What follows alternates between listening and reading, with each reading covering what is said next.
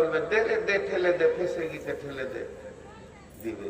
কিন্তু কিয়ামত এমন একটা দিন, আল্লাহ বলে দিতেন লা তামলিকু নাফসুন লিনাফসিন শাইআ ওয়াল আমরু ইয়াওমাইদিন লিল্লাহ। তুমি ফাঁসবে, তুমি বুঝবে, তুমি ফাঁসবে, তুমি বুঝবে, ও ফাঁসবে, ও বুঝবে, সে ফাঁসবে, সে বুঝবে, কেউ কারো সাহায্যের হাত বাড়াবে না। এটা এত কঠিন জায়গা। আল্লাহ তাবারাক ওয়া তাআলা বলছেন, কান করে শুনে লাও, কাদ আফলাহা মান যাক্কাহা, যে পবিত্র থাকবে সে বেঁচে যাবে, আর যে নাপাক থাকবে সে ফেঁসে যাবে।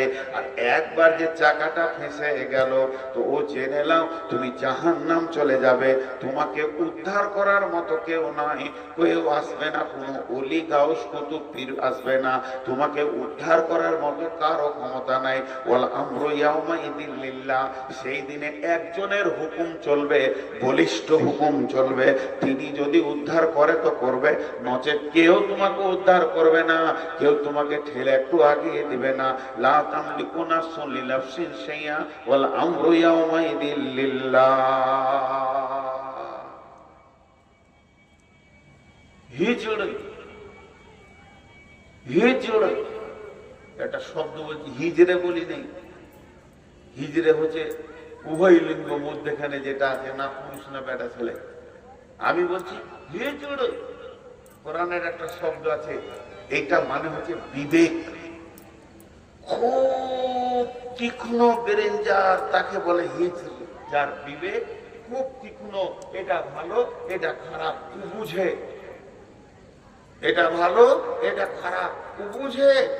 যে এটা বুঝে তাকে বলে হিজড়। এখানে কে বোকা আছে? একজন হাত তুলেন যে আমি বোকা, বুঝি না। তোমার বোঝার জ্ঞান নেই। আল্লাহ চারটা কসম খেয়েছে হিজড়ে বলার জন্য। বাংলাদেশে বেশি গাড়ির পেছনে দুটো তিনটে জিনিস লেখা আছে। গাড়ির পেছনে, ট্রাকে, বাসের পেছনে, চোখে ঘুম নিয়ে গাড়ি চালাবেন না, চোখে ঘুম নিয়ে গাড়ি চালাবেন না। আর লেখা আছে মদ্যপ অবস্থায় গাড়ি চালাবেন না, মানে তুমি মদ খেয়েছো গাড়ি চালাই না। কেন? গাড়ি ড্রাইভার চালা না, মগজটা চালায়। মগজটা, ওখানে একটা ছোট ছেলে দৌড়ে চলে এসছে, একটা খাসি চলে এসছে, ওই দিক থেকে একটা গাড়ি আসছে, সামনে একটা গাধা আছে। এটা মগজ যখন বুঝবে ও ড্রাইভারি করতে পারবে। আর যার মগজ এগুলো বুঝবে না, ওর হাতে যদি গাড়ির হ্যান্ডেল দেওয়া হয়, জি ভাই আমার সঙ্গে বুঝতে পারছেন আপনারা, যার এই মগজ এগুলো বুঝবে না, তার আর গাড়িতে যদি গাড়ির হ্যান্ডেল দেওয়া হয়, সোজা রোড বাদ দিয়ে মার্কেটের ভিতরে, সবজি মার্কেটে 2000 লোক কিনা বেচা করছে, মার মার মার মার করে ঢুকিয়ে দিবে ও। কারণ ওর মগজ ঠিক নাই। করবে না কি রে ভাই? একটু সরলা দিচ্ছি একটা, শেষকালে জালসা বাদ দিয়ে সার্কেস হবে না। আমি বলেছি দামি কথা হবে, সবর করেন, উঠবেন না, বারবার করে ঢুকিয়ে দিবেন। আল্লাহ তাবারাক ওয়া তাআলা বলছেন হাল ফি যালিকা কাতামুল লিযি হিজরি, আমি যে চারটা কসম খেলাম, ফজরের কসম খেলাম, আমি কসম খেলাম জোড়া বিজোড়ার, আমি কসম খেলাম 10 রাত্রির, আমি কসম খেলাম চলমান রাত্রির। কঠিন কঠিন চারটা কসম খেয়েছি। এই কসমের বিবরণ বলতে গেলে অনেক টাইম লেগে যাবে। কোন 10 দিনের কসম খেয়েছেন আল্লাহ, কোন মাসের কোন তারিখের, চলমান রাত্রির কেন কসম খেলো, রাত্রে মানুষের চরিত্র কিভাবে নষ্ট হয়, আর সন্ধ্যার দিকে মাতাল মাতলামো করে, এরকম হিসাব করে করে করে করে আল্লাহ কথাগুলো বলেছেন। দিয়ে বলছেন হাল ফি যালিকা কাসামুল লিযি হিজরি, আমার এই কসম বলা কি বিবেকবানদের কাজে লাগছে না। বিবেকবানরা কি আমার এই কসমগুলো কাজে লাগাতে পারছে না। যারা বিবেকবান, যারা সুন্দর ব্রেন নিয়ে দুনিয়া করে, তারা আমার কসমগুলো কেন ধরছে না? তার মানে আল্লাহ বলতে চাইছেন এই লোকটাকে একবার পাঠান ফলের দোকানে, বলে 1 কেজি আপেল দাও। আপেলে যদি সামান্য দাগ থাকে, এটা নিব না, ওইটা দাও। ও ভালো খারাপ বুঝে নিতে পারছে। একটা আনার কিনবে, বেদানা আনার ডাঁড়িতে চাপিয়ে দেওয়া হয়েছে, সঙ্গে সঙ্গে বলবে এটা চেঞ্জ করে দাও। যদি 2 ডজন কলা কিনে একটা যদি কালো দাগ থাকে, এখানে যত লোক আছে দোকানদারকে বলবে এটা চেঞ্জ করে দাও। তাহলে ভালো খারাপ বুঝার ক্ষমতা ওর আছে, ভালো খারাপ বুঝার ক্ষমতা ওদের আছে। আল্লাহ বলছে তোদের জীবনের গাড়ির ব্রেকটা কেন তোরা ধরছিস না? একটা পাগলা গাড়ি মাতাল জেলে চালালে যে গাড়িটা, ঘুমের ঘরে চালালে যে গাড়িটা মার্কেটে মার করে ঢুকে যায়, অনেক বিপদ করে দেয়। তাহলে তোদের মগজগুলো কি ঘুমিয়ে গেছে? তোরা এখনো পর্যন্ত জুয়াতে ঢুকে গেলি, তোরা সুদেতে ঢুকে গেলি, তোরা রান্ডিখানায় চলে গেলি, বেশ্যাগিরিতে চলে গেলি, লুচ্চামতে চলে গেলি। তোদের গাড়ি কি ব্রেক হচ্ছে না? কোনটা ভালো কোনটা খারাপ এটা কি তোরা বুঝতে পারছিস না? তোদের বিবেক কি শেষ হয়ে গেছে? তোরা মার্কেটে যখন যেছিস ভালো খারাপ চিনে দিছিস, তোরা যখন বউ দেখতে যেছিস কোনটা মেয়ে ভালো কোনটা খারাপ বুঝে লেছিস, তোরা যখন ছেলে দেখতে যেছিস কোনটা জামাই ভালো কোনটা খারাপ বুঝে লেছিস, তোরা যখন 1 কাপ চা খেয়েছিস চাটা ভালো হয়নি খারাপ হয়েছে কিংবা ভালো হয়েছে বুঝে লিছিস। পৃথিবীর সব খারাপ ভালোকে বুঝার ক্ষমতা তোর হয়েছে, কিন্তু আল্লাহর দেওয়া হারাম আর হালাল এইটা বুঝার ক্ষমতা তোর শেষ হয়ে গেছে। এখনো তুই সুদের জগতে ডুবে থেকে গেলি, এখনো জুয়াতে ডুবে থেকে গেলি, এখনো মদের বোতল হাত থেকে যেছে না। এটা যে খারাপ এটা নিব না ভালোটা নিব, কেন তুই বলছিস না? ওই মাতালকে যদি বলা হয় একটা আম কিনে নিয়ে আয়, ও দাগ হলা আমটা কিনবে না, এটা খারাপ নিব না। তাহলে তুই এখন আমটা বুঝতে পারলি দাগ আছে, লিচিস না। আর 1 মিনিট আগে কেন বুঝতে পারলি না যে বোতলের মালটা খারাপ, এটা খাওয়া যাব না? আল্লাহ ওটাই বলছে, হে বিবেকবান, তোদেরকে যে বিবেকটা দিলাম ওই বিবেকটা দিয়ে দুনিয়ার সব কাজ করে নিলি, আমার হুকুমের বেলায় বোকা বেনে গেলি। তাই আল্লাহ বলছেন কে কামিয়াব আর কে নাকাম একদিন বুঝে আসবেছ। আম্মা আমান উতিয়া কিতাবাহু বিয়ামিনিহি ফাসাউফা ইউহাসাবু হিসাবান ইয়াসীরা। ওই কিয়ামতের মাঠে তোকে একদিন প্রাইমারি স্কুলের সার্টিফিকেট দিয়েছিল কে? Primary master. একবার দিয়েছিল হাই স্কুলের মাস্টার, একবার দিয়েছে কলেজের প্রিন্সিপাল, একবার দিয়েছে ইউনিভার্সিটির প্রিন্সিপাল, একবার MBBS করে সার্টিফিকেট নিয়েছিস, একবার FRCS করে সার্টিফিকেট নিয়েছিস, একবার সার্জারি করে সার্টিফিকেট নিয়েছিস, একবার LLB করে সার্টিফিকেট নিয়েছিস, আর একবার তুই PhD করে সার্টিফিকেট নিয়েছিস, একবার ইঞ্জিনিয়ারিং সার্টিফিকেট নিয়েছিস। তোর সার্টিফিকেট গাদা হয়ে গেছে, এগুলো কাজে লাগবে না। আমি আল্লাহ তোকে কিয়ামতের দিন যখন ডান হাতে সার্টিফিকেট দেব, তুই কামিয়াব কামিয়াব কামিয়াব। ওই কঠিন কিয়ামতের দিন, কঠিন কিয়ামতের দিন, কঠিন কিয়ামতের দিন মানুষ যেদিন নাফসি নাফসি করবে, তুই যখন ডান হাতে সার্টিফিকেট পেয়ে যাবি তখন কি হবে? আর তোর হিসাবটা আসান হয়ে যাবে। ফাম্মা মান উতিয়া কিতাবাহু বিয়ামিনিহি ফাসাউফা ইউহাসাবু হিসাবান ইয়াসীরা ওয়া ইয়ানকালিবু ইলা আহলিহি মাসরুরা। তুই কত খুশি হবি রে! এরকম করে খালি লাফাবি আর কুদবি, জোরে জোরে লাফাবি আর আত্মীয়দেরকে বলবি আমি পাস আমি পাস আমি পাস আমি পাস। তোকে সেই দিন তোর আনন্দ হবে, সেই দিনটাই হলো তোর আসল পাস। আর আম্মা মান উতিয়া কিতাবাহু ওয়ারা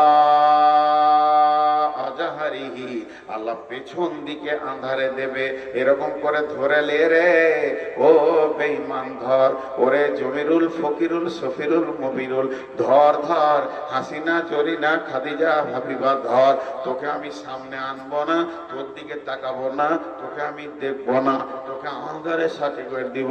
যখন ও পেয়ে যাবে সার্টিফিকেট, বুঝে নেবে আমি নাকাম। যে নাকামটার কোনো শেষ নাই, সীমা নাই, নাকাম তো নাকাম, ফেল তো ফেল।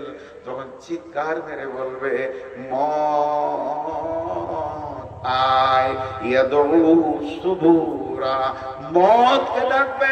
এখন মানুষ মত থেকে দূরে পালায় যে আমি কি করে বাঁচবো, কোথাও ওষুধ খাবো, কোন জায়গায় যাবো যে আমি বাঁচবো। সেদিন মতকে ডাকবে। মতকে কেন ডাকবে? ও কিয়ামতের দিনে মতকে কেন ডাকবে? মনে মনে করবে মত একটা কাজ করতে পারে, মতের একটা ভালো গুণ আছে। সেটা কি? পৃথিবীতে মত আমার মা বাপ ভাই বোন দাদা দাদি নানা নানি ছেলে পেলে বিবি নাতি পোতা জমি জায়গা গাড়ি গাড়ি বাগান পুকুর গাড়ি সব এতগুলির ভিতর থেকে টেনে বের করে এখানে নিয়ে চলে এসেছে। সবগুলো আমি ফেলে দিয়েছি, আমি একা চলে এসেছি। তা আজকে যদি মত আসে, এই কিয়ামতের মাঠ থেকে আমাকে অন্য জায়গায় নিয়ে চলে যাবে। আমাকে জাহান্নাম যেতে হবে না, পুলিশেরাতে চাপতে হবে না, আমি সব দিকে বেঁচে যাব। তাই সে বলছে, আজ সে ডাকবে মতকে, ইয়াদউ সুবুরা, ইয়াদউ সুবুরা। আল্লাহ বলছে সে মতকে ডাকবে। আল্লাহ জবাবে বলছে ওয়াইসিলা সাগীরা, তুই ডাকবি মতকে, তোর সামনে এসে যাবে জাহান্নাম। ওয়াইসিলা সাগীরা, তুই ডাকবি মতকে, আসবে জাহান্নাম। কিরকম ক্যাপাসিটি? জি ভাই, লবণ মানে, লবণ মানে ভাতে দেয়, সাদা ভাষায় বলি নুন। লবণ মানে কথা বলে, লবণ মানে নুন। আর লবণ মানে দুধ। আরবিতে লবণ মানে দুধ, দুধকে লবণ বলে। একটা বাংলাদেশে ছেলে কুয়েত গিয়েছিল, ভাত খেতে বসেছে হোটেলে। তবে মনে হচ্ছে আনলে লাগছে, নুন চেয়েছে। দিয়ে বলে ভাই লবণ দেন, এক গ্লাস দুধ নিতে। চেয়েছে লবণ, চলাইছে দুধ।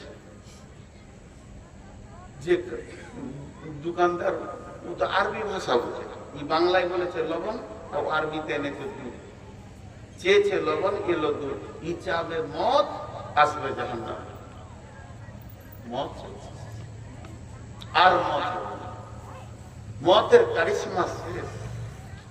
তো ভাইয়া, পৃথিবীতে টাকা হওয়ার নাম কামিয়াব নয়, 100 খানা 500 খানা গাড়ির মালিক হওয়ার নাম কামিয়াব নয়, দাদা ডিগ্রি হওয়ার নাম কামিয়াব নয়। কামিয়াব হচ্ছে আল্লাহকে রাজি করার নাম কামিয়াব। আমি যে আয়াত আপনাদের সামনে পড়েছি, আল্লাহ তাবারক ওয়া তাআলা বলছেন ওখানে, বিসমিল্লাহির রহমানির রহিম, আলিফ লাম মিম, যালিকাল কিতাবু লা রাইবা ফীহি হুদাল লিল মুত্তাকিন الذين يؤمنون بالغيب ويقيمون الصلاة ومما رزقناهم ينفقون والذين يؤمنون بما أنزل إليك وما أنزل من قبلك وبالآخرة هم يوقنون أولئك على هدى من ربهم وأولئك هم المفلحون। এক মিনিট দুটো কথা বলবো, আমার ব্যক্তিগত কথা। আপনাদের আমি খুব কাছের মানুষ বলি বলছি, রাগ করিয়েন না। সবাইকে বলছি, কমিটি আমি সব যত আছে, জালসার প্ল্যান সবসময় রাখবেন রাত 12টায় শেষ করবেন। এত সুন্দর ধারাবাহিক বায়নে লোক হচ্ছে, বলেন একটা বক্তার মন কেমন, যেখানেই যায়। আমি বুঝিয়ে আজকে 22 বছর বুঝিয়ে ভরতে পারিনি কমিটির ভেতরে। যে এত রাত করিয়েন না, খালি একটা কথা বলবেন, লোক ভেঙে যাবে। আপনি যদি 11টায় 12টায় শেষ করেন, লোক ভেঙে যাবে। তো লোক ভেঙে গেলে এই গায়ে আল্লাহর গজব নাজিল হবে না? আল্লাহ নারাজ হয়ে যাবে যে রাত 3টে কেন হলো না? ভাঙলো। এখনকার যারা বড় বড় আলেম, আমাদের ওস্তাদ, ওরা বলছে রাত 10টায় জলসা শেষ করো। একটা বক্তা আনো, রাত 10টায় জলসা শেষ করো। বড় বড় যে জমিয়তের কার্যকলাপ গুলো চলছে, তবলিগি জমিয়তের কাজগুলো চলছে, সব 10টায় শেষ। কেন 10টায় শেষ হলে গুনাহ হবে? ভাই আমার, রাতকে 3টে ভাগ করেন, এক ভাগ জলসা করেন, এক ভাগ ঘুমান, আর এক ভাগ আল্লাহকে দেন। এটা আমি সবাইকে বুঝিয়ে বলছি। রাত 11টায় যদি জলসা শেষ হয়, কাবিরা গুনাহ, মানুষের জ্ঞান থাকবে। এখানে দুটো মুরব্বী বসেছিলেন, যাদের বুঝার জ্ঞান আছে, বুঝে চলে গেল। কেন গেল? রাত মানতে পারছে না তারা। এত শরীর, একটা সুগারের রোগী হতে পারে, আর কিছু হতে পারে, হার্টের রোগী হতে পারে। আফসোস করবে তারা যে মাইনটা শুনতে পারলাম না, শরীরটা খুব কাঁপছিল, চলে এসেছি। অনেকে দেখা করে যে অত রাতে থাকতে পারলাম না, শরীরটা খুব খারাপ। আজকে 4 জন গেল, এখানে যারা সভাপতি ছিল কই? চলে গেল। তুই থাক আর মাইক থাক, কিন্তু কমিটি বুঝে না। আজকে পেয়াদাপুরের কমিটি বুঝছে না, আবার যখন ভবানীপুরে জলসা আসবো, এরা যাবে দেখা করতে, এত রাতে বুঝে কেন? বুঝতে পারছি না যে কোনখানে গিটটা লেগে গেল। তাল পেছি না আমি এই 22 বছর ধরে।